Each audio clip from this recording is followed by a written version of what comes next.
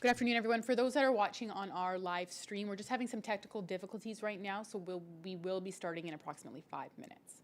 Thank you for your patience.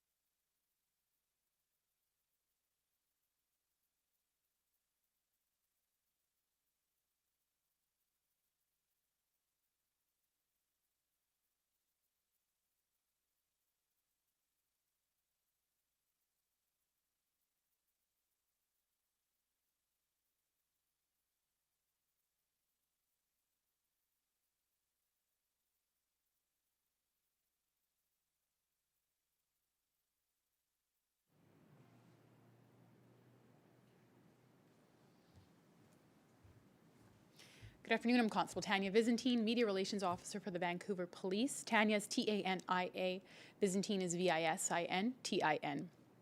Today we'll be going over two stories. One is we'll be announcing the results from our CounterAttack campaign, and the next one is what we're doing to in the Strathcona Park and the surrounding neighborhood, what initiatives we are taking. So just as on background, CounterAttack Roadblocks are a partnership between the Vancouver Police Department and ICBC. And the mandate is to promote safe driving and take impaired motorists off the road. So this year, our CounterAttack campaign ran from July 1st to August 3rd. During that time, Vancouver Police have taken 183 impaired drivers off the road.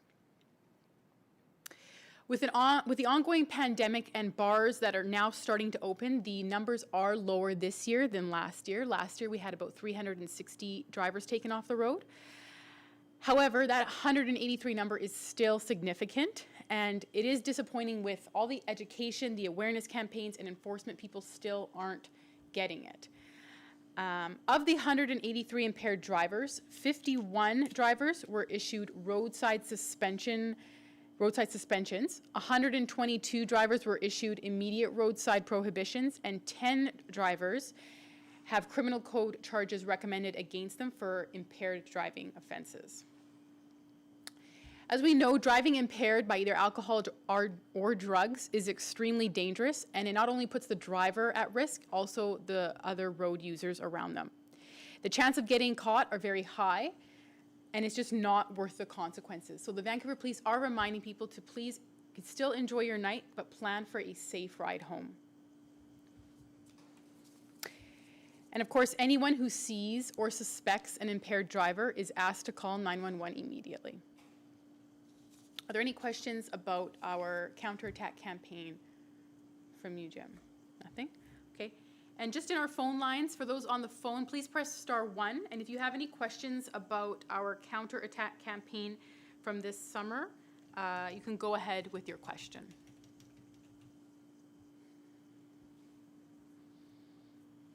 Hi there. Hi there. Go ahead with your question. sorry, this doesn't pertain to the counterattack campaign. It's another question for VPD. Okay, so if you just want to remain on the line, we're just going to take the counterattack questions first. Thank you. Okay, thanks. Okay, so that concludes that part. Go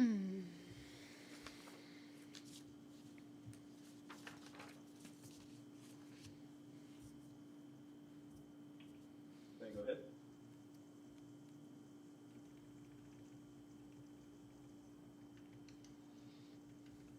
So our next release was on Strathcona Park and the neighborhood surrounding Strathcona, or the neighborhood of Strathcona. So in response to a recent increase in public safety concerns from Strathcona Park and the surrounding neighborhood, Vancouver Police have increased the number of patrol officers and community safety personnel to the neighborhood. Since last week, VPD has deployed an additional 5 police officers and community safety officers on Fridays, Saturdays, Sunday, and Mondays. These resources are in addition to regular patrol teams that are already dedicated to the broader Strathcona neighborhood. We also have implemented a crime analysis that's dedicated to monitoring and evaluating incidents on a daily basis. In July of this year, police received just over 1,800 calls for service in Strathcona. This is down from 2,345 calls last July. In June of 2020, police received 1,572 calls for service for the same area. This is down from 1,908 calls in June 2019. So I just want to reiterate, those calls for service are in the Strathcona neighborhood. In the blocks surrounding Strathcona Park, so this is East Pender Street to Malcolm Avenue and Charles Street and Jackson Avenue to Vernon Drive, police have received 175 calls for service in July of 2020 compared to 203 in July of 2019. Last month, we received 133 calls for service in the same area, that is the streets surrounding the park, and that is down from 229 calls in June of 2019. The most common types of calls over June and July this year have been theft calls and weapon calls. For Strathcona Park specifically, the calls have increased. In July of this year, we have received 39 calls, and this is up from 15 in July of last year. And in June of this year, we received 33 calls for service, and this is up from 15 from June of last year. Emergency calls and non-emergency calls to police have not increased significantly over the last month in the area. However, we have received multiple feedback from the community about their deteriorating levels of safety. And of course, that's always a concern when the public does not feel safe, because everyone does have the right to feel safe in their neighborhood, and so they should. We do suspect that suspicious activity or criminal activity in the area may go unreported. So we want people to call 911 anytime they feel unsafe or they see something that's just not right, to please call 911 so we could track this, so we could respond accordingly. Any questions from you, Jim, for this? No? Okay, so we'll head to our phone lines now. For any questions on Strathcona, please press *1 to put yourself in the queue.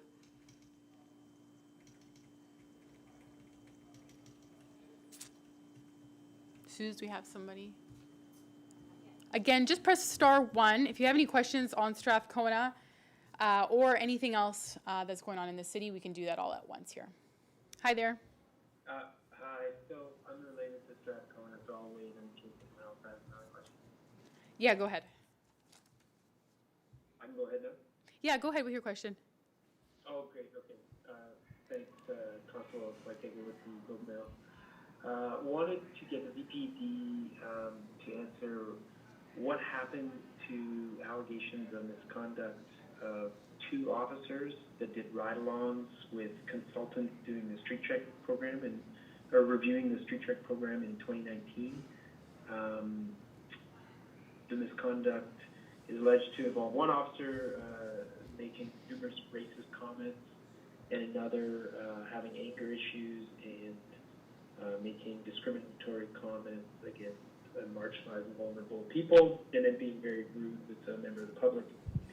This misconduct was included in a draft report by Pictus Consultants, but then did not appear in the final report after civilian VPD employees raised concerns with the VPD executive about this misconduct, this alleged misconduct.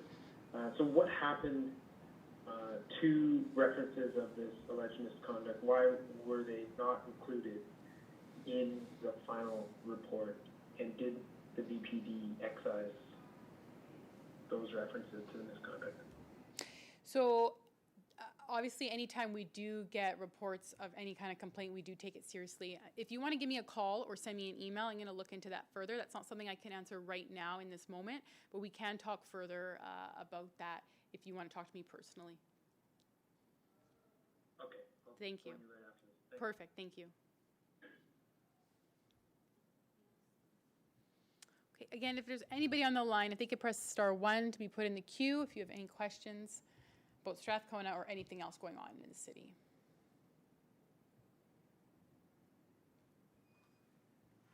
No? Okay. Okay. That's it. Thank you, everybody.